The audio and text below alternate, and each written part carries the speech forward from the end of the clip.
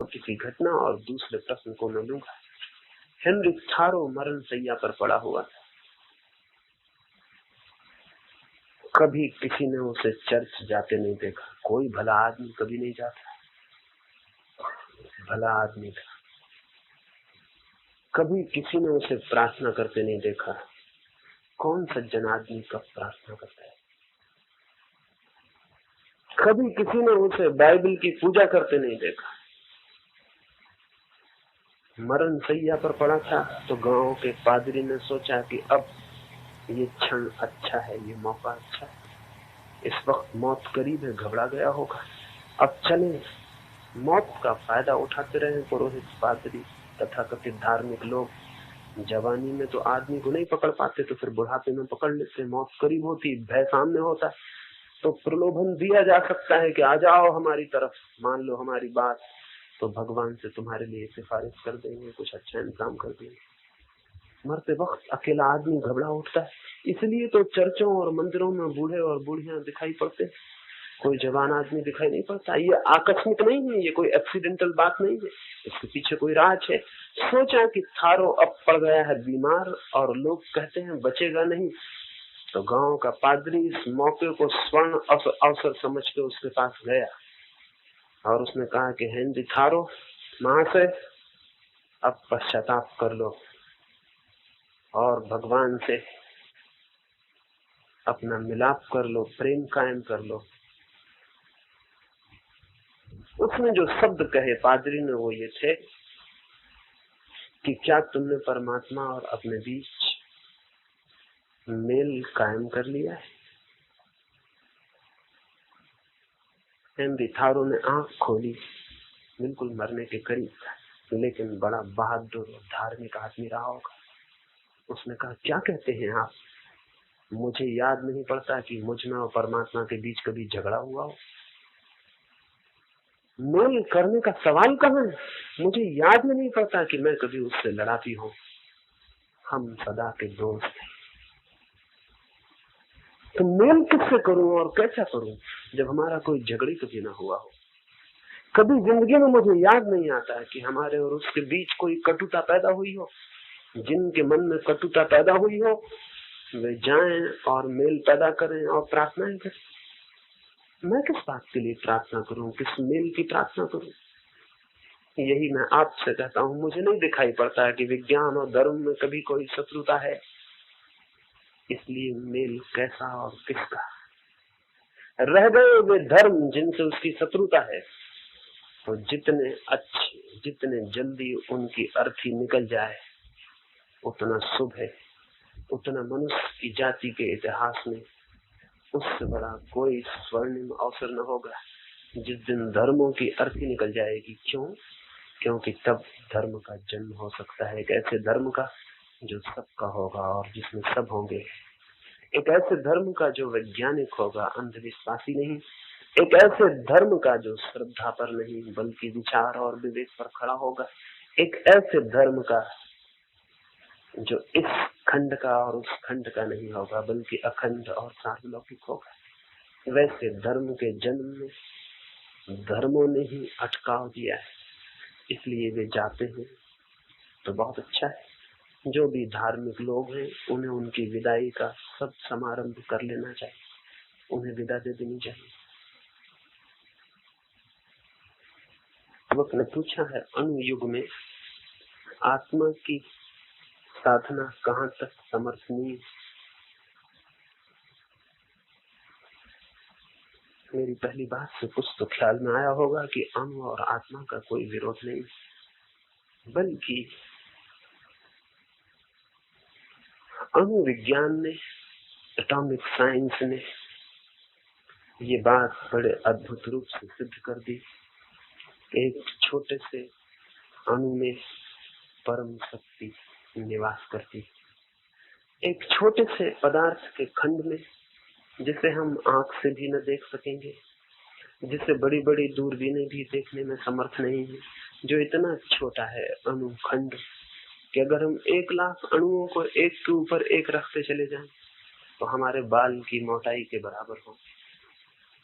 1,00,000 अणु एक के ऊपर एक रख दिए जाने पर हमारे बाल की मोटाई लेंगे।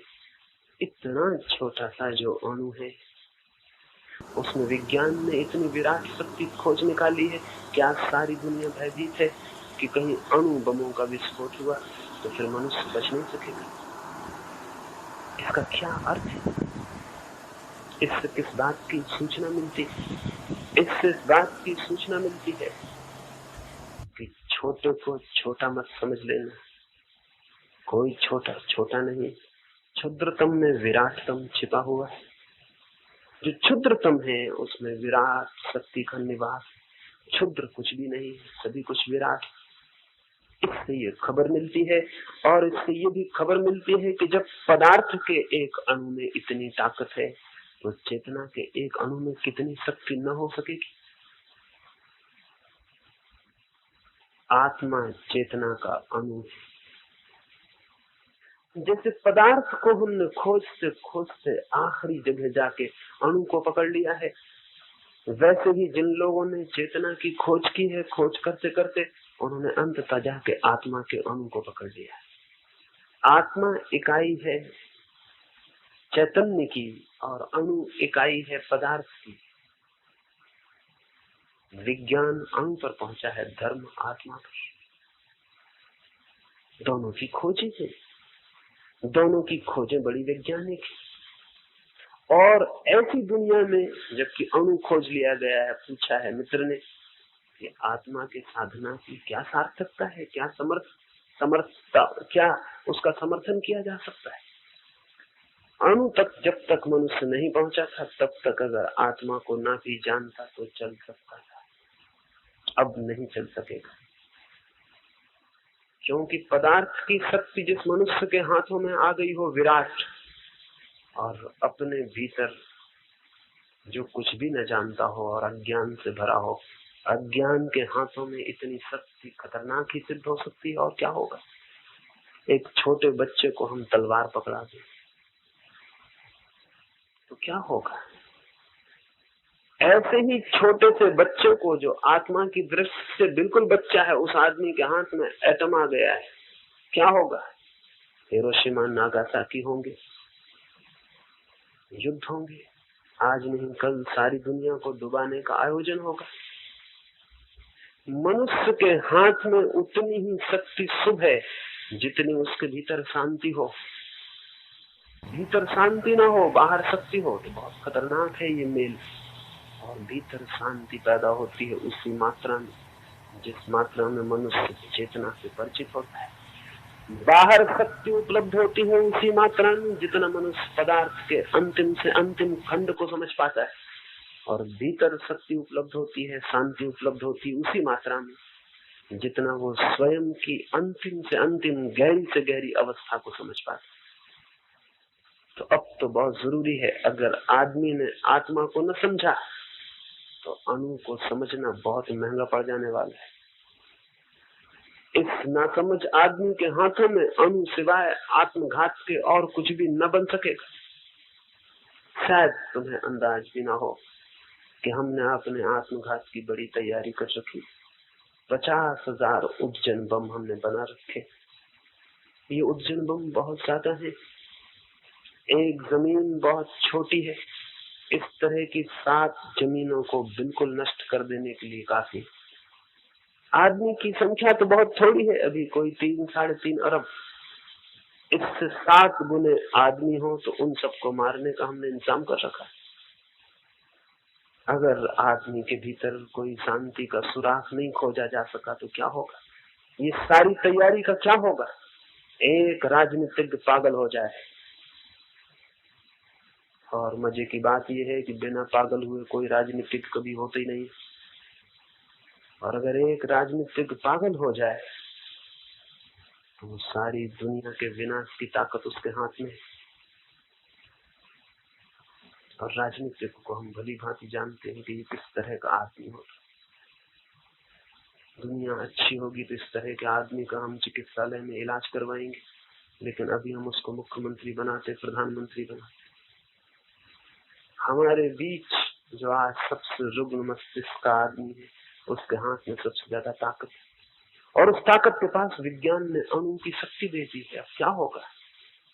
अमेरिका का एक राजनीतिक गुस्से में आ जाए, रूस का एक राजनीतिक गुस्से में आ जाए, क्या होगा? उसका गुस्सा सारी दुनिया की मौत बन सकता है। उसके हाथ में अपरिसीम ताकत मिल गई। इस ताकत के विरोध में सारे जगत में आत्मिक शक्ति का आविर्भाव होना चाहिए, नहीं तो मनुष्य के जीवन के दिन बहुत इने गिने हैं। ये जिंदगी बहुत दिन चलने वाली नहीं। तैयारी हमारी पूरी हो गई है, विस्फोट किसी भी दिन हो सकता है। इसलिए ये मत पूछो कि अणुयुग में आत्मा की साधना की क्या सार्थकता। पुराने दिनों में आत्मा न भी साधी जाती तो चल जाता, लकड़ी वगैरह से लड़ाई करनी पड़ती थी, तीर भाले चलाने पड़ते थे, कुछ बड़ा खतरा नहीं था, हिंसा बहुत सीमित थी, अशांत आदमी के पास बहुत बड़ी ताकत नहीं थी। लेकिन आज तो बहुत बड़ी ताकत है और आदमी बिल्कुल अशांत है। ये आदमी शांत होना चाहिए, इसका शांत हो जाना एकदम अपरिहार्य हो उठा है। एक क्षण भी इसे खोना खतरनाक है। इसलिए दुनिया में जो भी विचारशील है उन्हें ये समझना होगा कि आत्मा की दिशा में जितना काम हो सके और जितनी तीव्रता से हो सके और जितने लोगों के भीतर आत्मा की प्यास को, खोज को, गहराई को जगाया जा सके और जितनी तीव्रता से जगाया जा सके, क्योंकि कोई हिसाब नहीं है कि क्षण हमारे हाथ में कितने हो, उसी मात्रा में मनुष्य का भविष्य सुरक्षित हो सकता है। अणु की शक्ति खड़ी हो गई, आत्मा की शक्ति को भी खड़ा करना जरूरी है और ये बिना आत्मा की तरफ साधना किए नहीं होगा। इसलिए बहुत बहुत जरूरी है। आज से ज्यादा जरूरी ये बात कभी भी नहीं थी और शायद आगे भी कभी भी न हो। ये क्षण शायद मनुष्य के जीवन में सबसे बड़े संकट के, सबसे बड़ी क्राइसिस के दिन। इसी वक्त अगर हम आत्मिक शक्ति को भी जगा सके तो अणु की शक्ति विनाश न बन के सृजन बन सकती है। उससे बहुत बड़ा सृजन हो सकता है। शायद दुनिया में किसी आदमी के भूखे रहने की अब कोई जरूरत नहीं और न किसी आदमी को घातक बीमार होने की जरूरत है और शायद इतने जल्दी मरने की भी किसी को कोई जरूरत नहीं है। अगर अणु की शक्ति का हम सृजनात्मक क्रिएटिव उपयोग कर सकें तो ये जमीन वो स्वर्ग बन सकती है जिसकी कहानियां पुराणों में है। ये जमीन वो स्वर्ग बन सकती है। इतनी बड़ी शक्ति हमारे हाथ में आ गई है, लेकिन अगर मन हमारा बेचैन और अशांत रहा तो इसका हम एक ही उपयोग कर सकेंगे और वो ये कि इसी में हम जल जाएं और नष्ट हो जाएं। जो ताकत सौभाग्य बन सकती थी वही हमारा दुर्भाग्य बन जाएगी। जो शक्ति हमारे लिए वरदान सिद्ध होती वही अभिशाप हो सकती है। इसलिए बहुत बहुत जरूरत है कि आत्मा की खोज उस दिशा में साधना हो और उसे पाया जाए और बहुत लोगों के भीतर वो दिया जा सके। युवक ने पूछा है, आपकी बातें ठीक मालूम पड़ती हैं लेकिन उनसे तो क्रांति हो जाएगी, उससे तो विद्रोह पैदा हो जाएगा,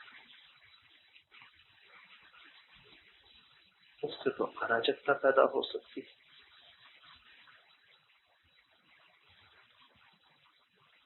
अगर हम ठीक से देखें तो हमारे समाज में जितनी अराजकता है, जितनी अनारकी है, इससे ज्यादा भी अनारकी किसी समाज में कभी हो सकती है। ये समाज जितना बीमार और रुग्ण, जितना अशांत, अभिशापग्रस्त है, कोई और समाज भी इससे ज्यादा अभिशापग्रस्त हो सकता है। क्या है इसमें जो बचाने जैसा है? क्या है इसमें? सब कुछ सड़गल गया, सब कुछ कुरूप हो गया, तो घबराहट क्या है? अगर कोई बात ऐसी मालूम पड़ती हो कि उससे क्रांति हो जाए। क्रांति तो चाहिए, परिवर्तन तो चाहिए। जो समाज परिवर्तित होना बंद कर देता है वो असल में जीवित ही नहीं। परिवर्तन तो रोज, जितना जीवित समाज होगा उतने तीव्र परिवर्तन होते हैं उसके भीतर। जितना जीवंत होता है प्रवाह, उतनी ही दूर की यात्रा करता है, उतने ही नए पथों को खोजता है। क्रांति तो जीवन है, उससे क्या घबराना। और युवक होकर कोई ऐसी बात करे कि क्रांति हो जाएगी और डरे, तो उसे समझ लेना चाहिए वो बूढ़ा हो चुका है, वो युवक नहीं है। तो बूढ़ा आदमी भयभीत हो सकता है, लेकिन जरूरी नहीं होता कि कोई शरीर से बूढ़ा हो गया हो तो बूढ़ा ही हो गया। मैं एक गांव में अभी था, उस गांव के एक धनपति ने मुझे फोन किया और कहा मैं अपनी माँ को भी लाना चाहता हूँ आपको सुनने, लेकिन उसकी उम्र 90 वर्ष और पिछले 40 वर्षों से वो 24 घंटे माला जपती रहती। तो मुझे डर लग रहा है कि कहीं आपकी बातों से उसे चोट न पहुंच जाए और इस उम्र में कहीं उसके मन को बेचैनी न पैदा हो जाए, तो मैं लाऊं या न लाऊं। मैंने उनसे कहा अगर तुम्हारी माँ जवान होती तो मैं कहता ना भी लाओ तो कोई हर्जा नहीं, अभी वक्त है, लेकिन तुम्हारी माँ के आगे कोई वक्त नहीं है, इसलिए तुम जल्दी ले आओ, क्योंकि कुछ हो सकता हो तो हो जाना चाहिए। वो अपनी माँ को डरते हुए लेके आए। सभा के बाद मुझे मिले और कहने लगे मैं बहुत हैरान। सभा से उठने के बाद उन्होंने अपनी माँ को पूछा होगा कैसा लगा। उनकी माँ ने कहा 40 साल से मैं माला जपती थी, माला हमेशा हाथ में रखती। उन्होंने कहा माला जपने से कुछ भी नहीं होगा, मेरा अनुभव भी कहता है कि कुछ भी नहीं होता। तो मैं माला वहीं छोड़ आई हूँ उसी सभा में, उसको वापस नहीं लाई हूँ अपने साथ। वो बात खत्म हो गई। मैंने उनके लड़के को कहा तुम बूढ़े हो, तुम्हारी माँ जवान, 90 साल की उम्र में वो माला छोड़ाई उसी भवन में। और उसने कहा कि उन्होंने कहा माला जपने से कुछ ना होगा, ये बात ठीक है। 50 साल का मेरा अनुभव भी कहता है कि कुछ भी नहीं हुआ, मैंने 50 साल जप के देख ली, ये बात ठीक, बात खत्म हो गई, मैं माला वहीं छोड़ाई। इस स्थिति को कोई बूढ़ा कह सकता, लेकिन जवान आदमी जब विद्रोह और क्रांति से डरे तो उसे कोई जवान कहे। जवानी का मतलब क्या है?